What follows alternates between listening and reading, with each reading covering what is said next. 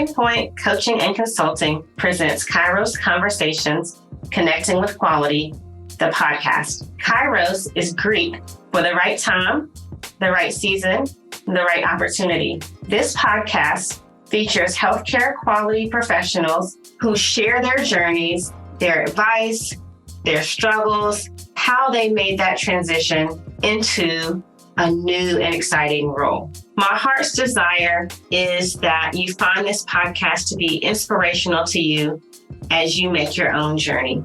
Don't forget to share this podcast with your colleagues and friends and rate us on whichever podcast platform you listen to. Thank you for being here.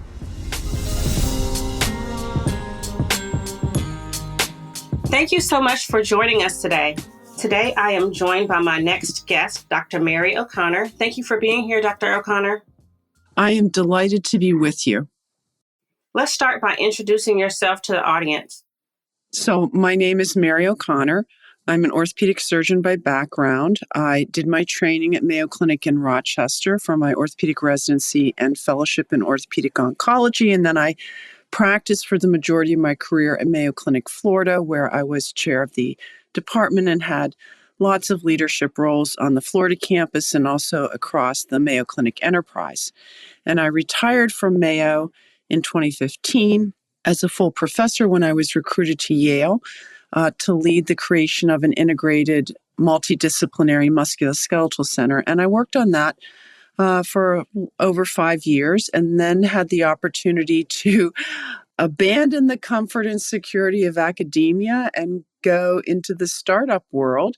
And so I left Yale in February of 2021 to co-found and be the chief medical officer at Vori Health. And that's my current employer and position. And we are focused on really addressing kind of a much more holistic approach to musculoskeletal care.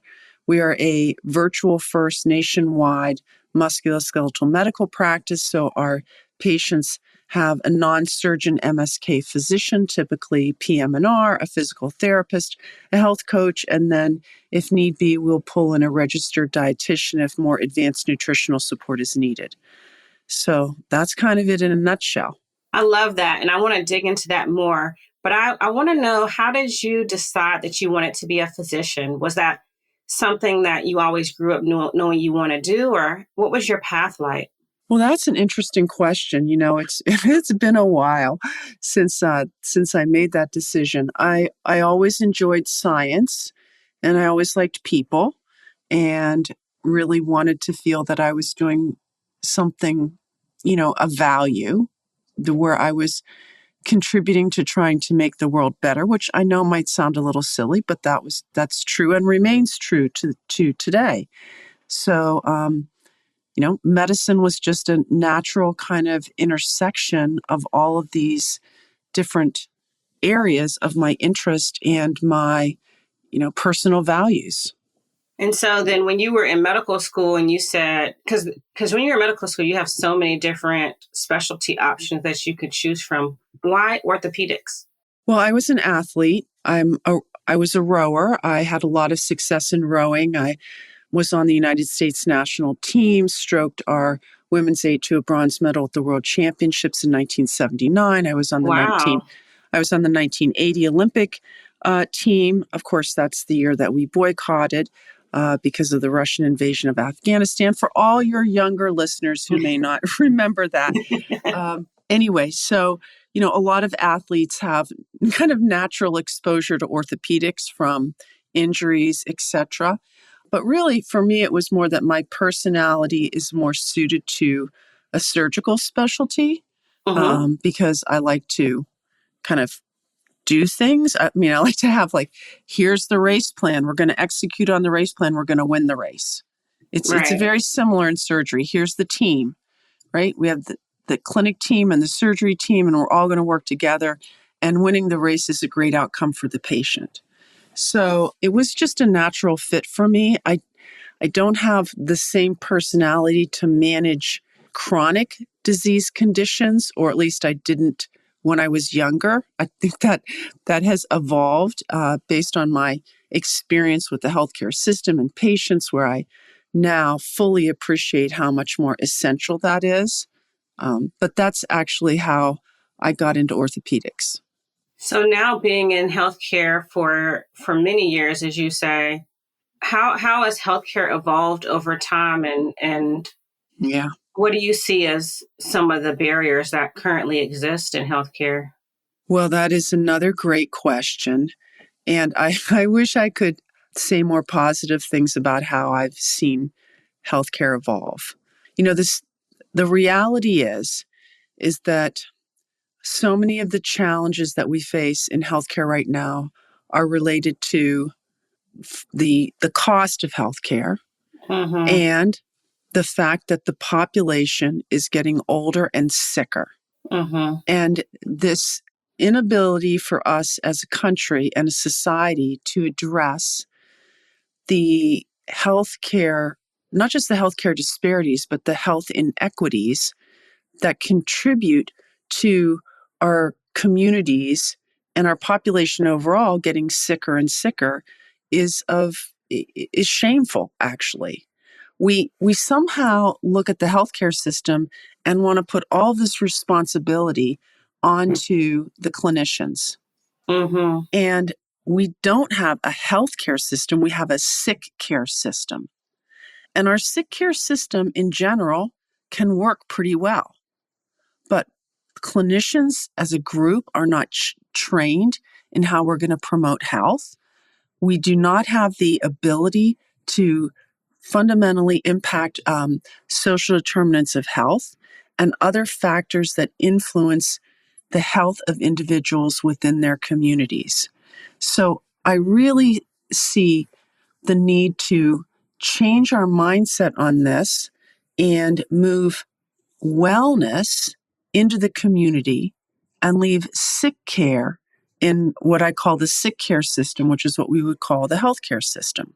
And a lot of this perspective that I have now has come from the work that I've done with Movement is Life. So I'm honored to chair the board of directors of Movement is Life. We are a national coalition of individuals focused on addressing health care disparities, health equity disparities, particularly in the musculoskeletal space. We're a nonprofit. We're actually having our summit in Atlanta, Georgia on November 14th and 15th. So I would encourage any of your listeners that are interested in health equity. It's an amazing meeting. We have just incredible speakers, and I'll just take one more moment to plug it. We have Dr. Lewis Sullivan, who is just an amazing health equity leader, Dr. Montgomery Rice, who's dean at Morehouse School of Medicine, Dr. Arlene Geronimus, who wrote an incredible book called Weathering, where she really looks at the impact of kind of, day-to-day events in our lives and how those cumulatively can impact our health. So anyway, my experience in this health equity space and the community-based program that we have at Movement is Life, which is called Operation Change, really helped me reframe my view that we need to move wellness into communities and keep sick care in the sick/healthcare sector. Wow, I was just thinking about what you were saying, and so many things are going through my mind. But one thing I will say is that when I hear people talk about health equity and disparities, I hear some really genuine concern for what I can do, but it just seems so big. So people are saying, I want to do something, but I don't know what to do because the problem is so big, right? So what would you say to people who want to get involved but don't even know where to start? Well, again, I would invite them to come to our summit, but there's a lot of work that we can do as individuals. We all have unconscious bias. It's part of our human condition. It's not something that we can get rid of. And so, but we can mitigate it, and we can look at how our bias can impact and influence treatment recommendations. Take patients who are obese. When a surgeon sees a patient who's obese, does that influence their recommendation for an elective surgery, particularly in the orthopedic space with hip and knee replacements. Mm-hmm. Yeah, I mean, you're right. So I have a lot of experience in orthopedics too as a physical therapist, and ortho, I think, will always remain my love. And I've worked with programs that are becoming and have become programs, centers of excellence. And I've seen that where, the physician is making a decision to recommend surgery or not. And if a person has a BMI above a certain amount, then maybe that recommendation isn't made. But then also the decision isn't made to help the person get to where they can have the surgery. So that's really the conundrum, right? And and how we are not serving patients well in the traditional system, because that scenario that you just described happens all the time, right? The patient goes to see the orthopedic surgeon, and I mean, I'll just use orthopedic surgeons as an example. And for example, they're obese and maybe like really heavy, not a little overweight, okay? And they've got end-stage knee arthritis, and they're also diabetic, and they oftentimes will have, hypertension. They're often depressed. I mean, we see this sick individual because fundamentally we have lost as a society the importance of movement. And that's one reason why our nonprofit is called Movement is Life, because it is movement that is essential to health. It's essential to life. And of course, every physical therapist absolutely knows this, right? Right? When we get joint pain, which is very common for adults, particularly older adults, and then we decrease our level of physical activity, but we don't change our eating habits, so we gain weight, and that added weight puts more pressure on the joints, and the knee joint is particularly sensitive to weight. Every 10 extra pounds is like another 30 to 60 pounds of pressure on your knees. Right. So you're in this cycle where you're not moving because your knee hurts, and then you're gaining weight, and that's making your knee hurt more, and basically accelerating what would be the development of osteoarthritis and leading you to need joint replacement surgery. However, what also happens with that immobility and obesity is the development of diabetes, hypertension, heart disease, and depression. Right. And so this is now we have a patient who's just doesn't have, end stage knee osteoarthritis, but has all these other comorbidities, and trying to get that patient successfully through a surgical, recovery is more challenging and also more costly, right? From a healthcare delivery standpoint. Cost of care, like you were talking about at the beginning, it's expensive to receive healthcare, and many people can't afford it for a lot of different reasons. The biggest mistake I see clinicians make when transitioning away from direct patient care is applying for every available role. Problem is, it's like throwing darts at a board, hoping something sticks. And let's be real, employers can sniff this out like a canine, and it makes the candidate come off as unfocused. The solution, my friend? Do some deep introspective work to identify your passions, skills, and strengths, and find roles that align with that. That's why I've partnered with Career Clinic, who created the healthcare career profile that I wish I had created first. It's called Stream Ahead, and it takes about 10 minutes to complete. It is time well spent to get detailed report of the top work streams that fit who you are. I'll link the assessment in the show notes section of this podcast. And you can use the code BRANDY10, that's BRANDY10, for 10% off. Now let's get back to today's episode.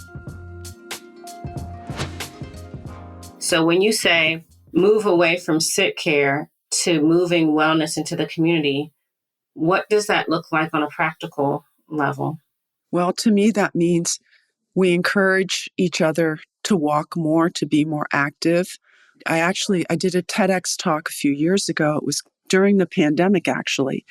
And the theme was that we can each be a health promoter to each other, right? Instead of bringing in, unhealthy food to work, bring in healthier food, encourage people to walk, to get up and move, create little contests within your team on steps, right? We're doing that actually at my company right now.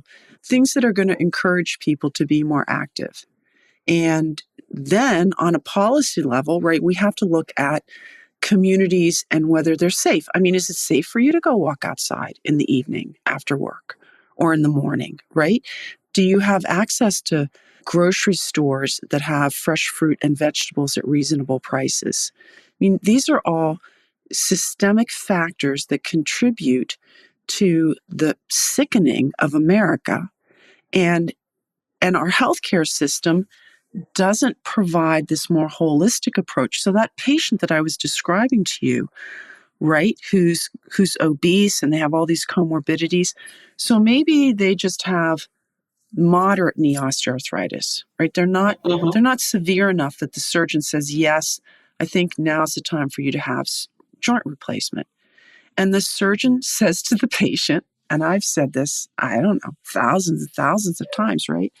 Listen, it would be really helpful if you lost weight and increase your level of physical activity. And I go through my spiel, 10 extra pounds is 30 to 60 pounds of pressure on your knee. Like, it's so important.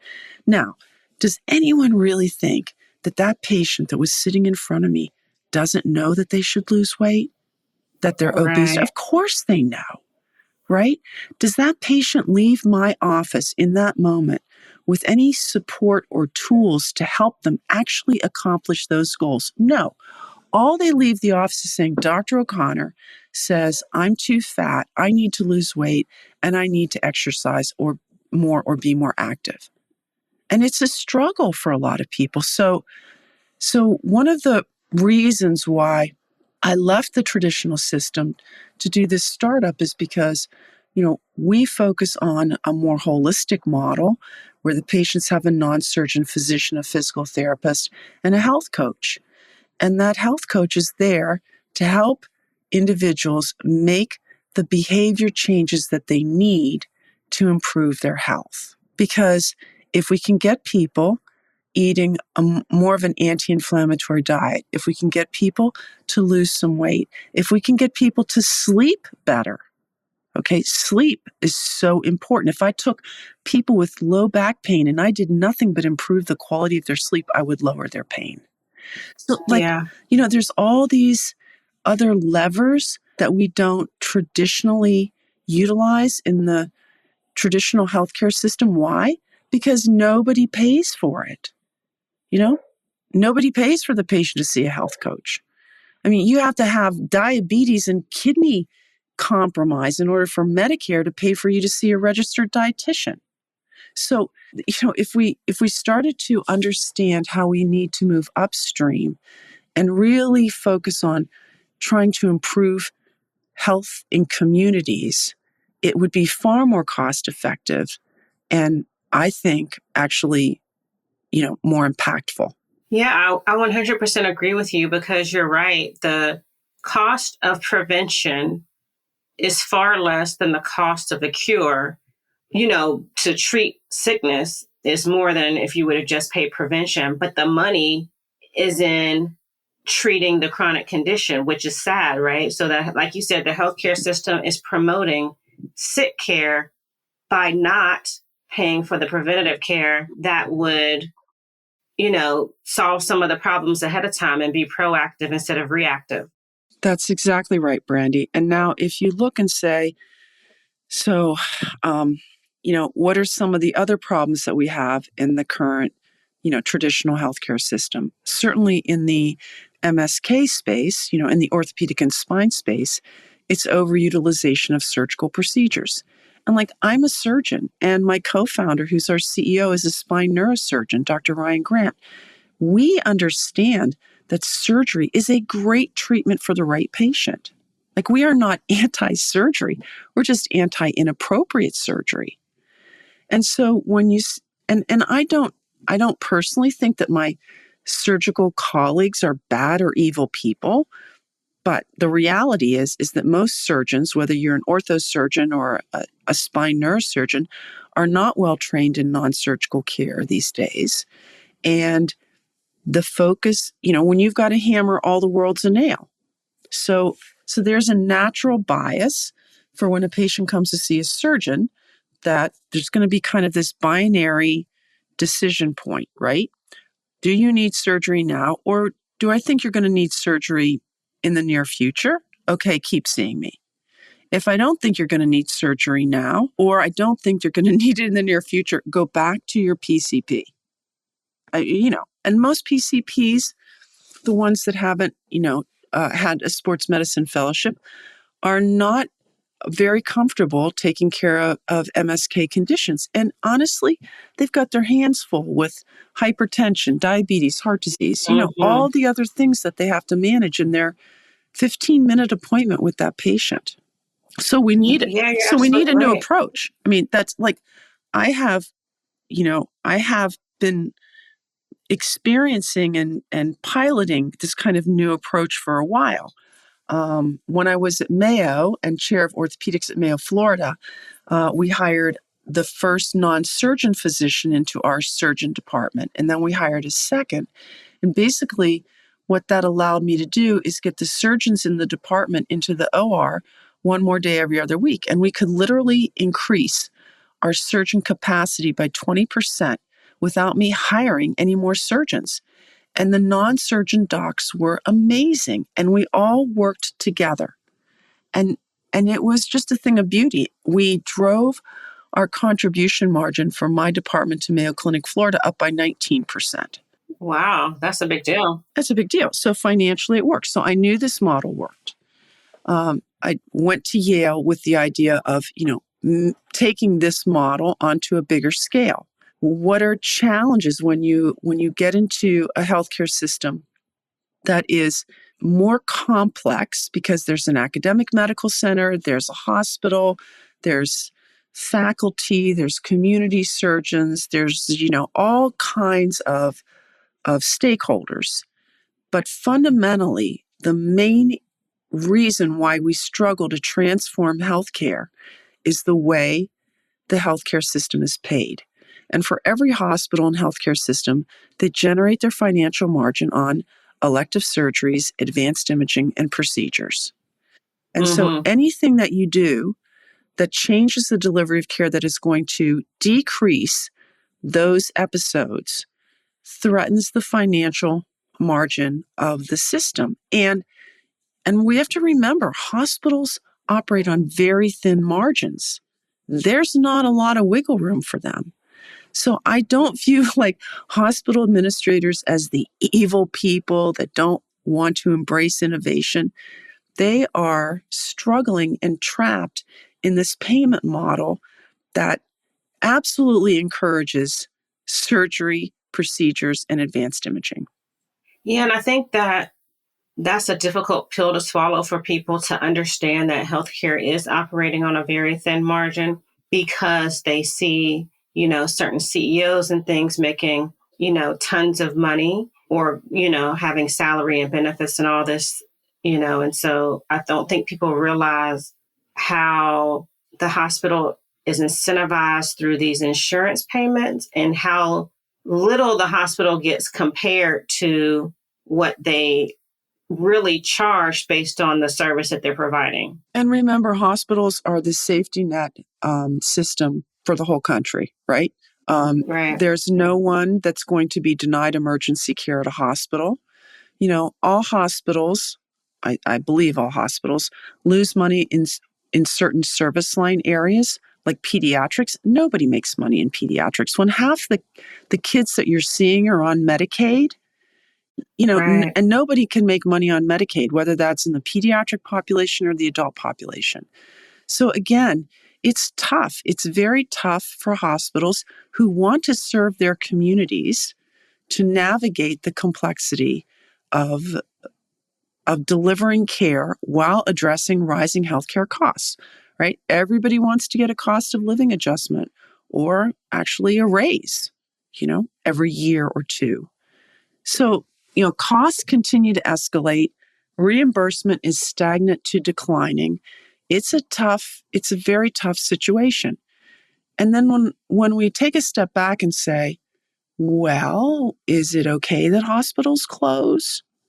I have great concerns about closures of hospitals, because Me too. I view hospitals as essential to the public, just like firefighters and police, right? I mean, would you imagine, a community not having a police force or a firefighter force? Of course not. So why would we think that it's okay for a community not to have access to hospital services?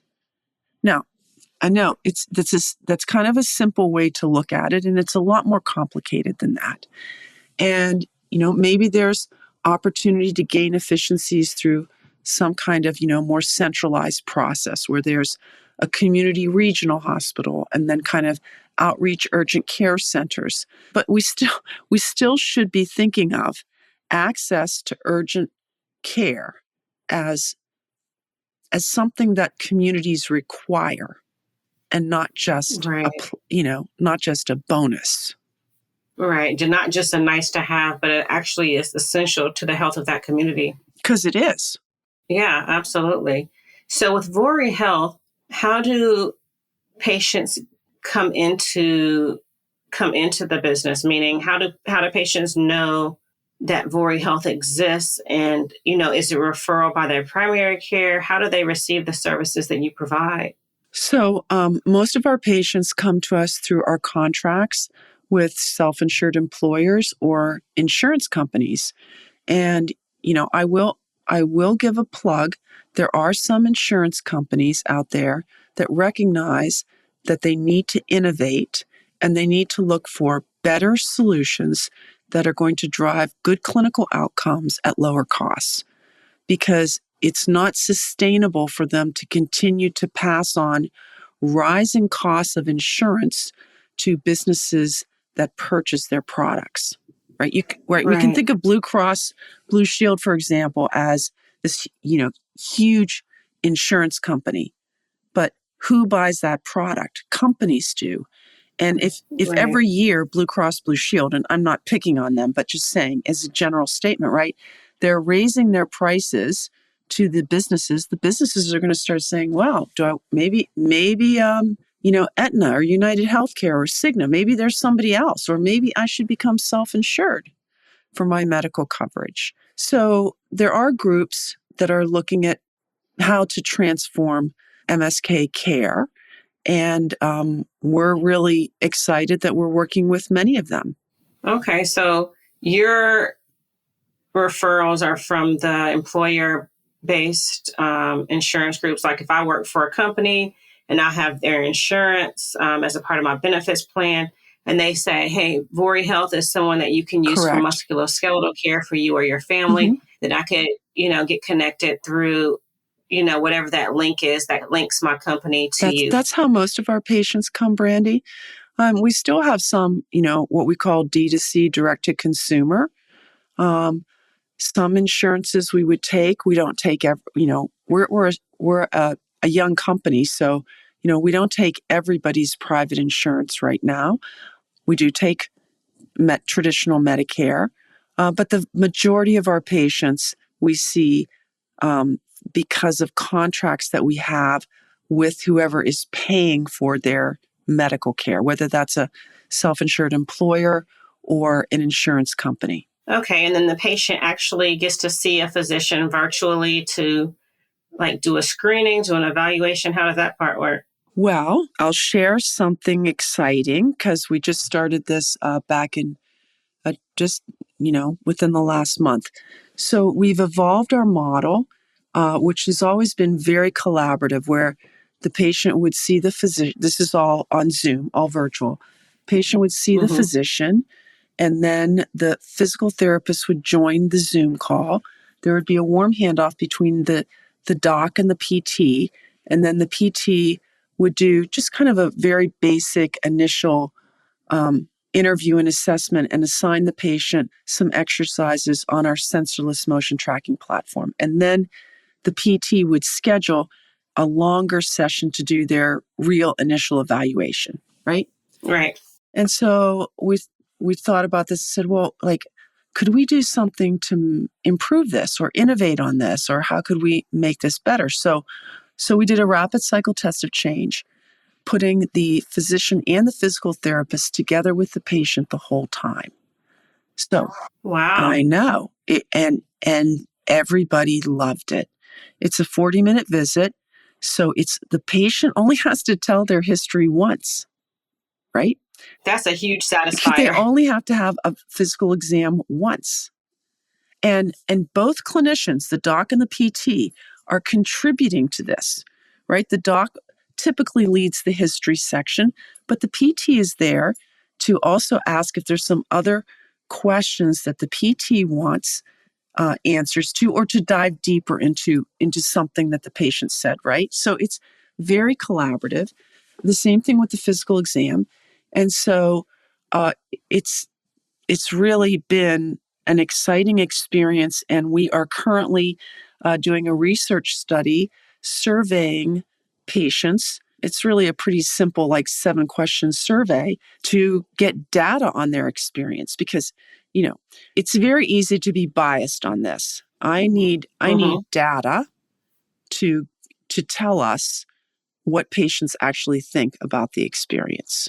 My physical therapist heart is dancing over here. It just makes me excited to hear this true collaboration, not just collaboration in words, but this true collaboration between the physician and the therapist for the benefit of the patient. Absolutely. I mean, and if you think about it, you're like, why weren't we doing this all along? Right? I mean, there's so few times in our experience that we see a patient who cannot immediately start on physical therapy. Now, there's always an occasional outlier, right? Somebody that comes in and all of a sudden you're like, oh my, you have an acute foot drop. Okay. We need to you need an MRI. Our doctor's going to order an MRI, and we're going to refer you to an in-person surgeon, because you need imaging and a surgical evaluation. Now, that patient obviously wouldn't start on physical therapy at that time, but that is so unusual. And it's improved, even though I always thought we had great collaboration and communication. It's improved that. It's also allowed us to identify some inconsistencies in how some of the docs do things and some of the therapists do things, to allow us to look for more of, okay, what is truly, do we think is the best practice? And I think it would be extremely difficult to do this in an in-person setting. I mean, you could, but the virtual environment, I think, is particularly well suited to this kind of collaborative, evaluation of patients.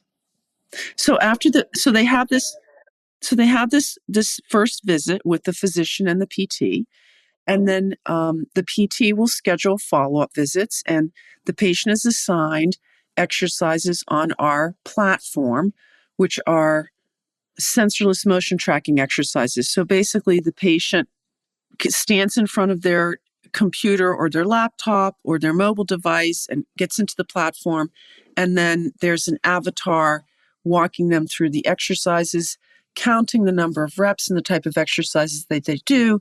And we have AI-driven feedback, so that there's some feedback to the patient as to whether they're doing the exercises properly or not within, I'll call it, the gross parameters, right? I mean, this is not the nuanced feedback of an experienced physical therapist giving the patient. But, are you squatting too low? Are you not squatting low enough? Should you be raising your back or not raising your back on a particular exercise? So the program gives patients that feedback. And that's, a way for us to leverage the power of technology to promote patient engagement, which is what we need if they're going to do their home program. Because that most patients don't do their home exercise program. 100%. Right? So if we want them to get better, and we know how essential physical therapy is to them improving their MSK condition, then we need to figure out how to get them to do their home exercise program more consistently and better. So this is where the power of technology can really help us, and does help us. And so the patient will also often be scheduled with a health coach. And again, that health coach is to help them with, behavioral improvements that are going to particularly impact their MSK condition. And the physician comes back into the picture if the patient is not improving, or the therapist has a question, or the patient has a question for that matter. So basically what you would think of in the, face-to-face world, except it can happen much easier and much faster because the communications are virtual and it's just so easy for our docs and PTs to talk to each other, etc. I absolutely love what you're doing, and I'm excited to see where it goes because I think this is part of the future of healthcare versus just sick care. That's correct. That's absolutely correct. And, we can't, even with our, multidisciplinary model of care and our health coaches, we can't go and change the environment that a patient lives in, right? Right. We don't have the ability to do that, but we can help give them tools to try and make better individual decisions. Right. Because even people that are in disadvantaged environments can typically make better individual decisions that will promote their health. Yeah, absolutely. And this gives more people access too, because people who live in rural areas may not be able to get to a physical location to see that physician or to see that therapist or to see that health coach, or maybe doesn't even know that a health coach exists or can even pay for one. But because of the virtual environment, they can access the same care as if they lived in a metropolitan city. Yes, Brandy. In our experience, there aren't a lot of patients. There are always some, but there are not a lot of patients that cannot access the internet. Right. And actually access virtual services. And seniors now, unless they're, 85 or 90, seniors that are 65 to 75, they have absolutely been online in their businesses and their personal lives. So there is really not much resistance to the use of a virtual platform for healthcare. Now, having said that, not all healthcare can be delivered virtually. So we will refer patients. We have a hybrid PT model. So, we will refer patients to our partner physical therapists if we feel that they would benefit from some manual therapy, right? Mm-hmm. And one thing that's important about our approach is when we're contracting with payors, we really, really work hard and have been very successful in getting the contracts to be such that there are no copays for the patients for physical therapy. That's awesome. Right. Because if you had a $40 copay every time you saw a physical therapist, that's a lot of money for a lot of people. It is. So those are other reasons why, people don't get better with non-surgical care because they're not actually getting non-surgical care. Yeah, because you think $40 a visit and, you're seeing 2 or 3 times a week, that adds up quickly. And that becomes, for some people, the choice between therapy and eating or therapy and paying their electricity or, their mortgage payment. Or the cost of their medications, right? Absolutely. And we know that, the number one driver of personal bankruptcy in the United States is medical debt. Which is crazy to think about, but you're right. Wow. All you have to do if you want to think about crazy is go look at what it costs to buy insurance. And you look at the deductibles, and a lot of these plans will have family deductibles of $8,000. Yes. That's a lot of money. Astronomical. Right. But it doesn't end there. It's not that it's just $8,000 is your risk for the year for your whole family.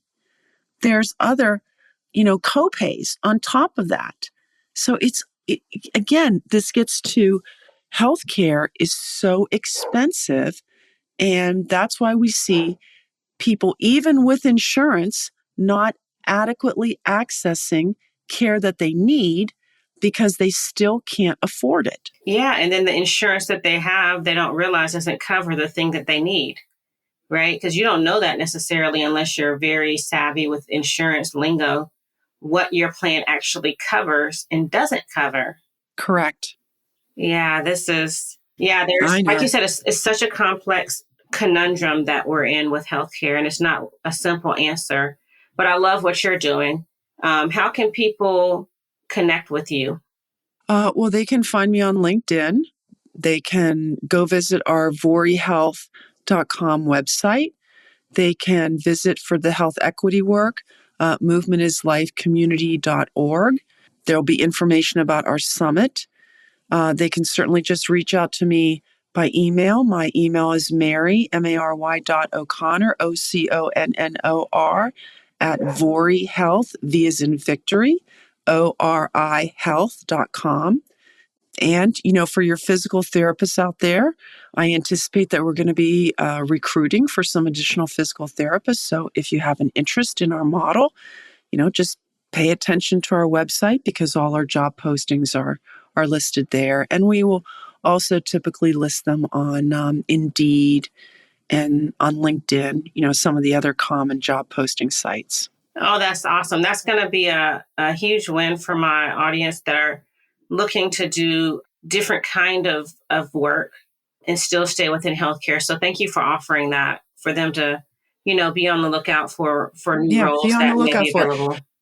But, only be on the lookout if you really put patients first. And I just say that because the most important thing that I do as a chief medical officer is hire clinicians who truly care about their patients getting better.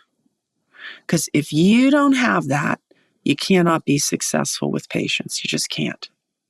Yeah, it's not just your run-of-the-mill clinic where you're just, pumping out volume. You really want to see patients get better. Correct. Well, I'm so happy that you joined me for this conversation today. Thank you so much, Dr. O'Connor. I appreciate you for being here. My pleasure. And I hope everybody just has a wonderful day or evening. And we can all continue to work to make the healthcare system better. And we can all continue to work to be health promoters to each other. Thank you so much for listening to the show. It would mean a lot if you would share this episode with a friend or a colleague. I would be honored to encourage them in their journey too.